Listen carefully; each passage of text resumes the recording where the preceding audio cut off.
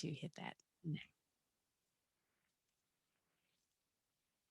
Thank you, Jenny, and thank all of you for joining in. I will try to make this productive for you. I'm putting my screen up right now, and we will blow through this list. You already see my the limit of my technical skills in that I've highlighted the bills that I'm going to just touch on.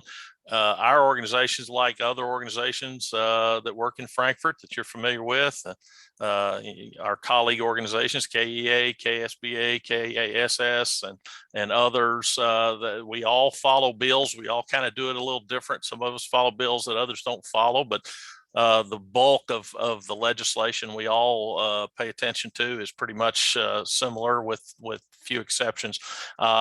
We right now have somewhere between 60 and 70 bills that we're looking at, and I haven't even looked at yesterday's filing. So there may be something more that's been added to that list, and I'll get to that probably as soon as I'm done with you.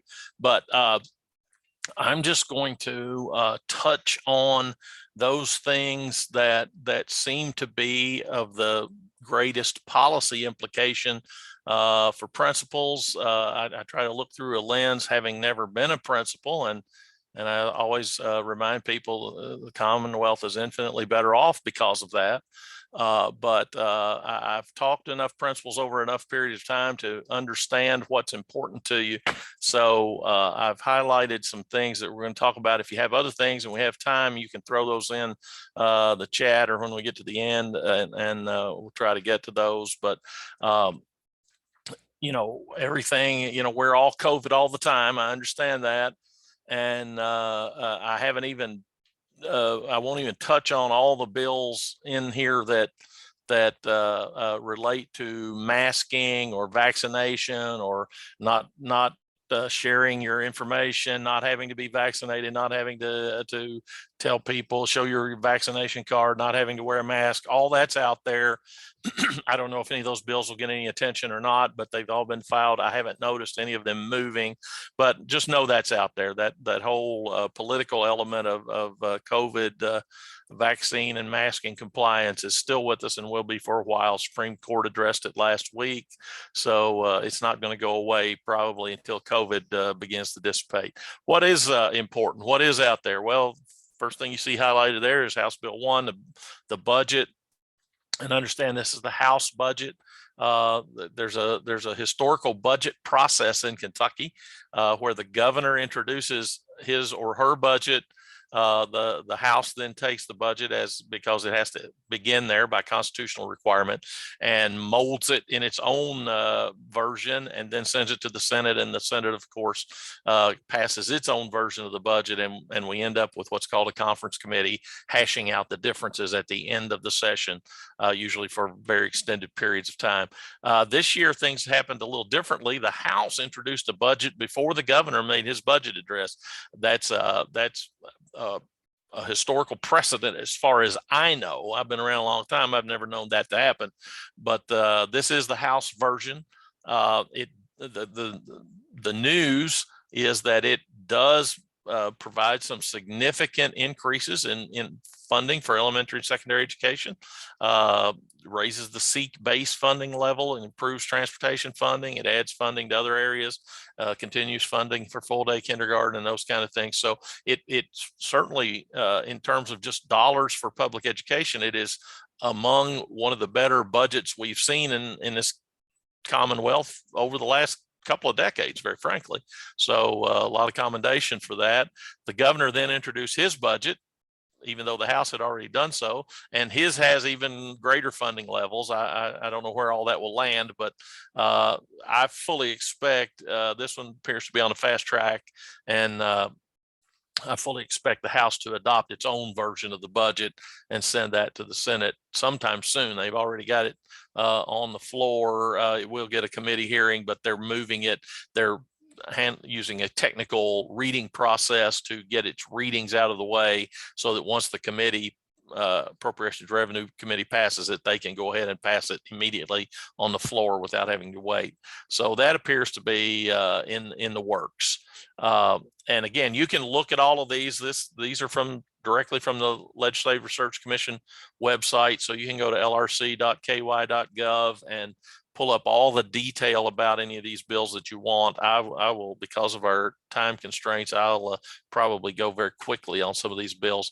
The next two that I have highlighted there, House Bill 14, House Bill 18, you've heard much discussion of these. They're different versions essentially of the same thing, and that is putting language in statute that would restrict certain ideas and theories being taught, including specifically critical race theory, but it is much broader than that. House Bill 14 is actually the far more complex version of this legislation, and it goes well beyond just CRT into a lot of other areas, but certainly that's a central piece of it. House Bill 18 is what I would call kind of a scaled down version of the same thing, but House Bill 14 is more intensive in its treatment of that kind of instruction. It provides penalties if there are complaints, brings the Attorney General into the picture. So neither of those bills has begun to go anywhere. Hard to know whether they will, but they are out there, and there's also a Senate version of this, I believe. I have to look, but we won't spend a lot of time on that. Same thing with House Bill 23. You see these social issues reflected in legislation, and there are two versions of this in the House, and I believe another one in the Senate as well.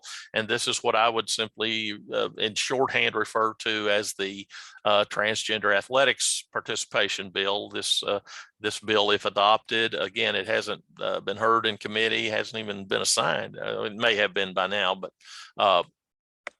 would prohibit students from participating in high school athletics in any capacity other than their biological gender at birth. So it would not allow for some of the things we've seen other places in the country with transgender swimmers and track participants and folks like that. So this would prohibit that for both high school and post-secondary. Obviously, there's a lot of litigation already going on in the country on this very topic. So I don't know what its future holds. And this bill has been introduced before in Kentucky, has not passed. Don't know again what it looks like this session, except that as I said, there are 2 or 3 versions of it that are floating around, and these very delicate and complex social issues generally tend to find their way into the legislature in some form or fashion, and this one is no different. This bill you may have read. The next one I have highlighted, House Bill 44. If you're really old like me, as it says on my picture, you remember House Bill 44 from 50 years ago, basically a little over 40 years ago, I guess, that is still referred to by that number as a bill limiting local tax rates from school districts and other local governments. We still talk about House Bill 44 that was passed in 1979. Once we find a label for something, we're reluctant to give it up. But there's always a newer version of House Bill 44, and the version of it in this session is a bill that I think passed the House yesterday. 94-0, by the way, and that is it would allow students to have an excused absence based on a mental or behavioral health status. Take what we again probably generically would refer to as a mental health day. All of us have probably taken those at one time or another. I've had more than one conversation with folks who would also like to include this as a basis for sick leave for staff, that it be for mental health purposes. And I haven't seen a bill on that yet, but this bill appears to have significant support by virtue of its passage in the House. I will tell you, don't be misled.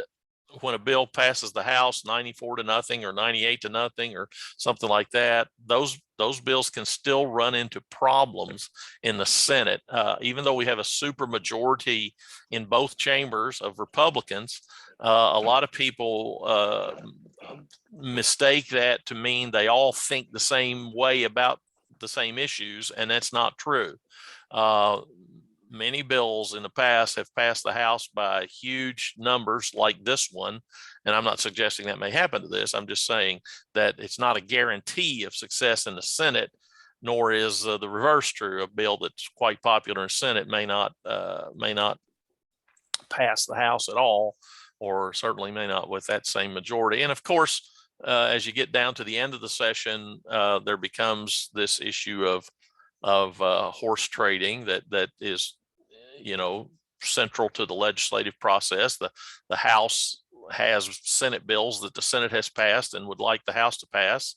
And the opposite is true as well. The Senate is in possession of House bills that have passed the House, and the House would like to see them enacted. So they get down to some good old fashioned horse trading. We want this bill to pass. What can we do? And the answer from the other chamber is, well, if you'll pass this other bill, we'll pass that one. And that goes on. And that's just part of the process. And so who knows where this will end up, but it came out of the House without any problem at all very quickly. Be interesting to see what the future holds for that. House Bill 63 is again evidence of an issue, how local issues can grow very quickly into statewide issues. And what this bill calls for, there's already language in statute that is what I would call aspirational language regarding school resource officers, that says as funds and personnel become available, school districts will work toward a goal of having a school resource officer assigned to every, I believe it uses the term campus actually, since many school districts, including some you all are from, have multiple schools on one campus. But the bill, this is part of the school safety legislation we passed a couple of years ago, calling for more school resource officers. Some of you may be aware, I'm sure some of you are, from Jefferson County. There was a huge policy discussion in Jefferson County about the whole notion of school resource officers. And I don't want, if I'm incorrect, someone can correct me, but my thinking is that the Jefferson County Board of Education basically removed armed school resource officers from its school buildings. And this legislation would not only reinstate that in Jefferson County, but say that every school district in Kentucky must have a school resource officer on every campus. It doesn't call for them to be full-time necessarily, but it says serving every campus by August 1 of this year. That bill, the House Education Committee was supposed to meet yesterday at 2 o'clock. As you know, the legislature was out on Monday for the Martin Luther King holiday, and they came in late yesterday afternoon around 4, and this meeting was supposed to be at 2 prior to them going into session, but the meeting got canceled. So this bill didn't get heard yesterday. I'm not sure why it got canceled, but I fully expect when they schedule the next meeting of the House Education Committee that this bill will be on the agenda and we'll get a hearing. So again, we'll see where that goes, but again, legislation driven by some local policy considerations. You remember the discussion from the 2021 session when we dealt with school choice legislation and education opportunity accounts, the creation of accounts to allow tax credits to be used to fund private school tuition and other private school expenses.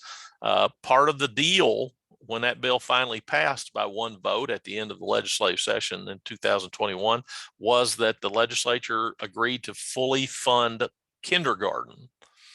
And that was for 1 year. That was the current year. And understand the existence of full day kindergarten and the funding of it are two different things.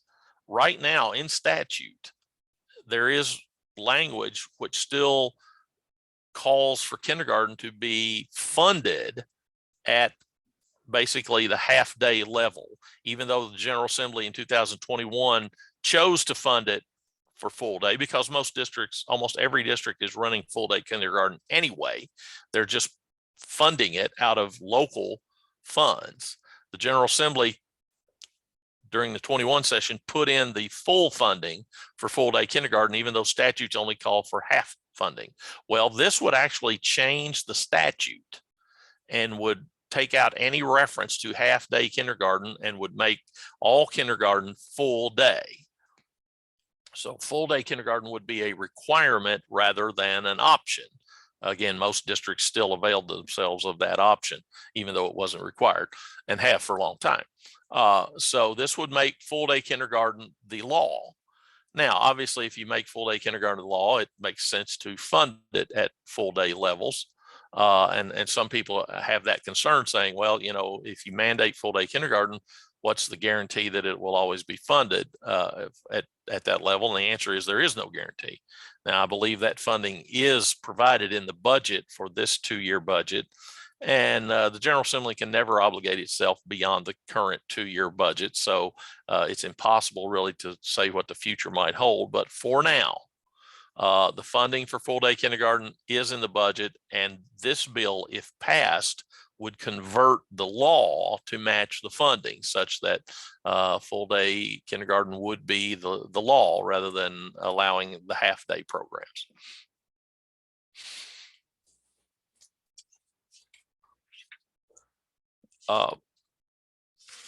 The next bill I have highlighted, and if you see something that you like to stop, you can, like I said, drop something in. You might have to, Jenny, you may have to let me know because I can't see the chat, but if somebody wants to stop on or ask a question or look at another bill, I'm glad to do that. I just didn't want to spend too much time on some things that probably aren't that large in terms of their impact and policy on running schools on a day-to-day basis. House Bill 94 might fall into that category. And this is the administration of Narcan. Naloxone is Narcan. And as you know now, because you probably have these folks in your school, we have a lot of classified employees and certainly school nurses who are trained to administer medication to students. And we allow students to self-administer some medications. All of that has developed in statute over the last 10 years or so, where we train staff to do injections and to administer other types of medications. This bill, if passed, would add Narcan to that list and would say that every school shall have at least one employee who is trained to administer Narcan. Now, you know, I sort of look at Narcan as a life or death kind of thing. I have the wonderful good fortune, and I'm very proud of it, that my daughter, who is a registered nurse and did surgery and all kinds of things that nurses do in hospitals for a long time. She went back to school and got certified as a school nurse and is now working as a school nurse. And that makes me immensely proud, not only as her father, but also professionally. And so she therefore became my research department on issues like this. And I called her and asked her about this. I said, what do you think about administering Narcan in schools? And she said, absolutely. And her reasoning was very simple. She said that giving someone Narcan is less dangerous than not giving it to them. And she said, in fact, we sometimes have to administer Narcan up to 3 different times if someone is in an overdose situation.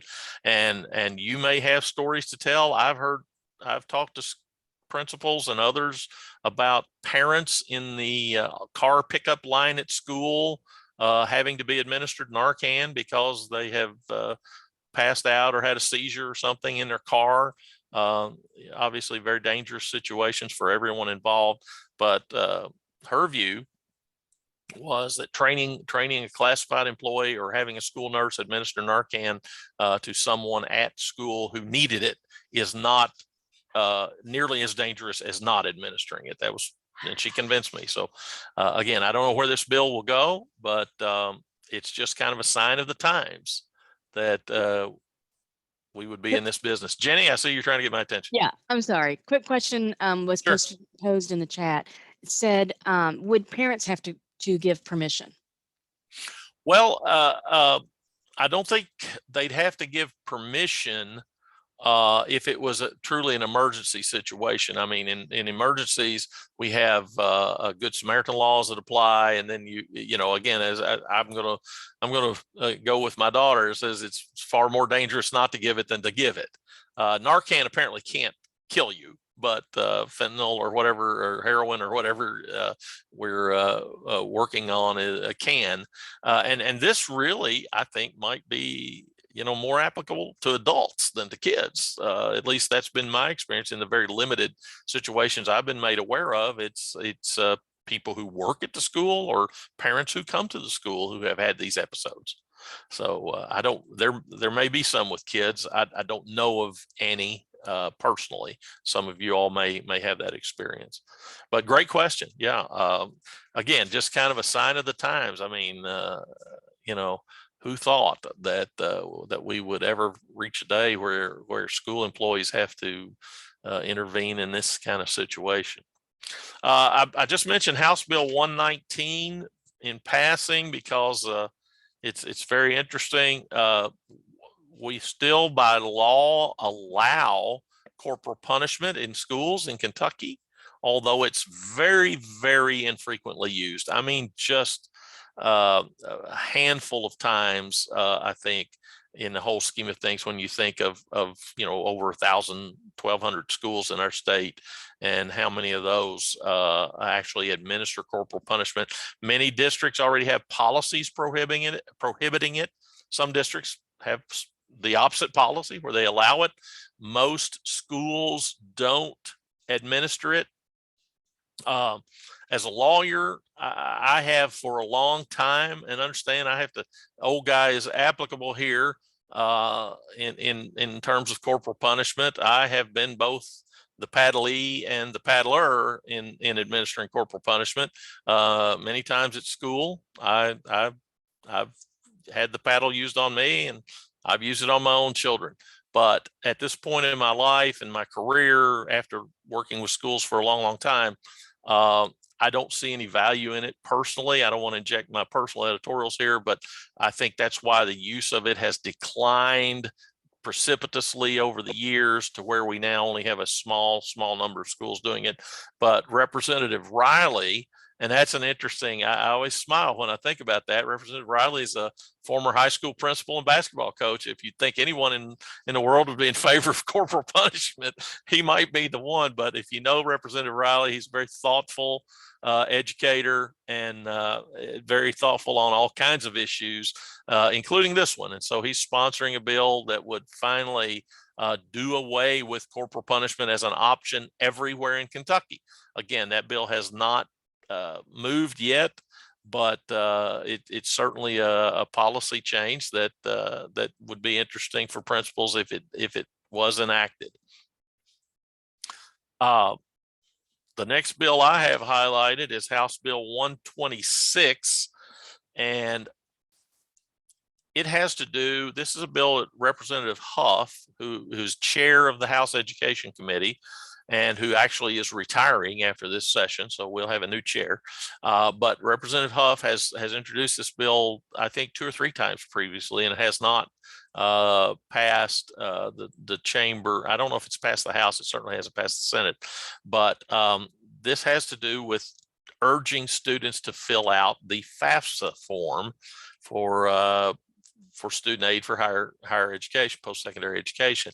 And the bill itself says that would be a high school graduation requirement, that student prior to graduating from high school would be either required to fill out the form or required to submit their parents' waiver from filling out the form, basically saying we're aware of it, but we don't wish to fill it out. You wouldn't have to fill it out, but you either have to fill it out or file your waiver. This bill, again, was on the agenda yesterday to be heard, and excuse me, is on the House. It's on the House floor. It's already passed the committee. I think there's an amendment in the works. There have been discussions about that, and I think I can't say that with certainty. So I don't need to get into what the amendment might do, but I think it would change the process by which to a school level process. Right now it says the superintendent is in charge of seeing that this is done. I think it moves that to the school level, to saying the principal, assistant principals, and guidance counselors would be the ones that would make sure this occurred. I think it might actually take it out of the realm of a graduation requirement and just simply say you either have to fill out the form or file the waiver, and not tie that to graduation. I can't imagine we wouldn't let a kid graduate from high school just because they didn't file a waiver with us or fill out a form. But anyway, that's working. I don't know where that will go, but if you're a high school principal, assistant principal, or guidance counselor, this may be something that I know you already do this. I know you already help kids fill out FAFSA, but this would kind of raise it up a notch in its profile, I guess, at the school level.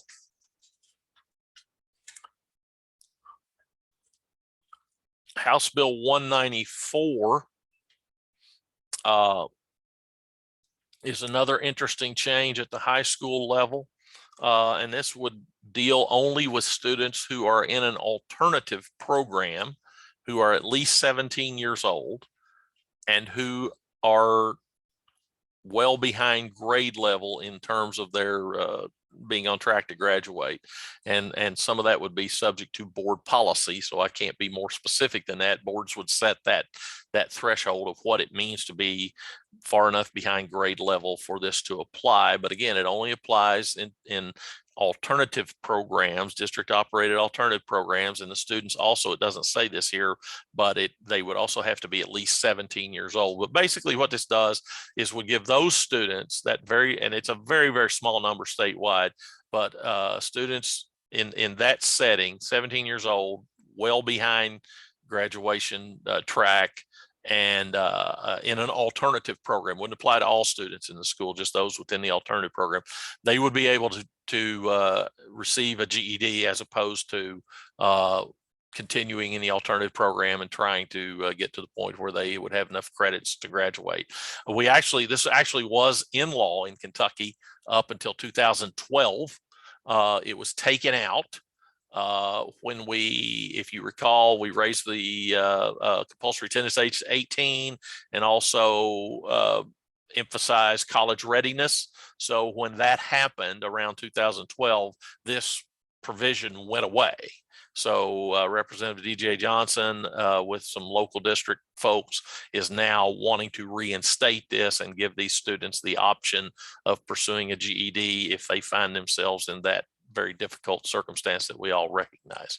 So that one's close to passing the House. We'll see what happens to it from there.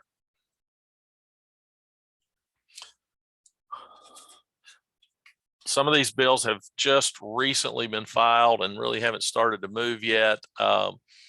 Again, there are a lot of what I would call minor issues here. Another iteration of the transgender sports bill, requirement to play the national anthem at athletic competitions. You see how specific some of this legislation can be, and some of the things we get to deal with. I did not highlight House Bill 283, but it's an interesting one. If you have student teachers in your building, right now, student teachers get a background check at their university, and then when they come to student teach, they also have to get one from your district. Doesn't make a lot of sense. They've just had one. So this would change and say they don't have to go through 2 background checks, that if they've received a background check at their institution of higher education from where they're getting their teacher training, that's enough to allow them to do student teaching. They don't have to get another one. Highlighted House Bill 305 because that's just a second version of the education opportunity accounts that, if you recall, passed in 2021. I mentioned that. That was overturned by the Franklin Circuit Court. That case is still on appeal to the Kentucky Supreme Court as to whether education opportunity accounts are constitutional. That's the issue. But now there's another bill that has changed some of the requirements, and I don't know if it renders it constitutional or not, but we'll see if that bill goes anywhere. There's also a companion Senate bill, I believe, Senate Bill 50, that that does the same thing. I don't know if the legislature will be inclined to pass those bills, since it just passed them in 2021 and they are still under litigation. Seems unlikely to me, even with changes in the parameters, but we'll see. Now we'll switch over to Senate bills. I see we got a few minutes left. Now there's not very many Senate bills, so I'll go through those rather quickly. Of course, the big one that everyone has heard about, I think, is Senate Bill 1. And it's a bill that fairly significantly changes the roles of school councils. And one thing you learn about the Senate, when they give Senate Bill 1 its number, they get to decide what numbers bills have. That means that's the most important bill to the leadership of the Senate. That's what that means when it's Senate Bill 1. So this is their priority, and it's already passed the Senate, and it's now over in the House. I don't know that the House is quite as enthusiastic about it, but I suspect we'll hear more about this before the session is over. What it essentially does, I've read it a couple of times, and school councils remain in place as entities, but it makes the following, what I would call, significant policy changes. One is school council policy would have to be consistent with board policy. So in other words, boards would have what you might describe as veto power over council policy decisions if they don't believe it to be consistent with board policy. Number two, curriculum decisions would be taken from the council. The superintendent would make those decisions after consultation with the council. And then probably the third big thing, and maybe the biggest, is that principals would be selected unilaterally by the superintendent after consultation with the council. So all principals would be, there would not be a council vote. I mean, there still could be interviews and review of applications, that kind of thing, but the superintendent alone would make the decision as to who would be selected as principal. So that's a fairly significant change. Senator Schickel has proposed this bill on at least 4 occasions that I can recall, and it's been altered over time, but this is the version that he settled upon. And like I said, it's already passed the Senate. I fully believe that in the end, the Senate and the House will have some intensive conversation about the ultimate passage of that legislation. So you might want to keep an eye on that one. Interesting, again, for those of you at the high school level, this is an issue that's kind of kicked around sporadically over time, but now it's coming back very strong in a bill from Senator Westerfield, and that is allowing homeschool students to participate on varsity athletic teams at public schools. It's an idea that, like I said, there's been a lot of conversation about it. Some states do this. A number of states permit this. Kentucky, not one of them. But if this legislation was passed, it would allow that students who are in homeschool education to participate at the high school that they would normally attend if they were not being homeschooled, participate on athletic teams. So again, one to watch if you're interested in high school athletics. Senate Bill 40 is an interesting bill because it sort of emphasizes, it talks about the rights of parents in educating their child. You can see from the title, Parents' Rights Protection Act. What's interesting about it to me is the language is very broad, and I would urge you to read it because kind of historically in Kentucky, and we have some case law and some statutory law that addresses this, that says, educational decisions in the end are generally left to educators. Although all of you talk to parents about their child's placement and programs and those kind of things. I know you do that, but this bill, if you read it, it creates a very broad description of the rights of parents, and I'm not disputing the rights of parents. Being a parent myself, I certainly believe that I have significant rights to the education of my children, et cetera. But I think the thing that struck me again as an attorney reading the language, it speaks to the parents having the fundamental right and duty to make decisions about education without interference or restriction from government officials. Go ahead, Jenny. Just letting you know 5 minutes to go. Right. Thank you. That's okay. But this is a real interesting bill because it you know, whichever way you feel about it, and I'm not even going to get into that, but I started thinking about things about requests where parents come to the principal and say, I don't want my child in Ms. Jones' class. I want my child in Ms. Smith's class. And I just question in my own mind, how does this impact that? Obviously, you can't put 80 kids in Miss Smith's class because you've had 80 parents request that. So what do you do? And it speaks to the government having a compelling interest, subject to strict scrutiny. That's all some kind of constitutional law terminology that they put in there. So they're basically raising this to a constitutional issue. And I just wonder how it plays out in reality. Yes, parents have the right to control their child's education already. I believe that, and I suspect you do too. But the question becomes, what happens when parents and education professionals, teachers, principals, or whomever disagree about some issue? How far does this take us in saying the parents prevail in that disagreement? So that would be one that would be, again, regardless of your feelings about it, I think playing out in practice would have some real interesting scenarios that would develop. A couple of minutes left. I think I only have 2 more bills to talk about. Senate Bill 61, if you have students who routinely take the early graduation path in your district, they would no longer have to take an end of course exam or meet ATC benchmarks as part of state law. Now, a district could still require those things as part of its early graduation policy, but under state law, those 2 things would not be required. If you remember, a few years ago, we created this where students can fast track and graduate early, but they had to meet certain requirements, and these would be 2 of those requirements. Those would be removed. The last bill I just highlighted again, it's the same transgender sport participation bill that we saw in the Senate, in House Bill 14.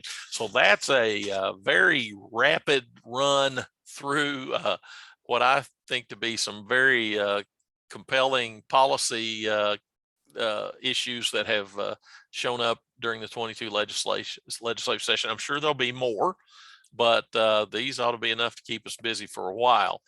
Jenny, I don't know if there are any other questions or comments that we need to address in the chat, or if anybody has anything they'd like to throw in, but I'm going to wrap it up and honor my time commitment. So I did just get one direct message asking if you'd be willing to share the document that you've highlighted, or is there a way to get a list of those highlighted bills? I can send it to Keith if he wants to. Can he share it with everybody? Sure, of course. Okay, I'll send it to Keith, and like I said, all this is available. If you really are an insomniac or you have no life, you can go to the LRC website and try to navigate the LRC website and try to find the bills. They're easily found, and you can read the whole bill. And my email is wayne@kasa.org. So I'm certainly willing to respond to you if you have further questions. Wayne @kasa.org, and I'll send this to Keith. And as the session goes along, if you want to talk about this stuff, I'm available. Thanks a lot. It's great to be with you all. Have a great day. Thanks. Your time is very much appreciated. Thank you so much for sharing. Not a problem. All right, stop that. And thank you all for joining.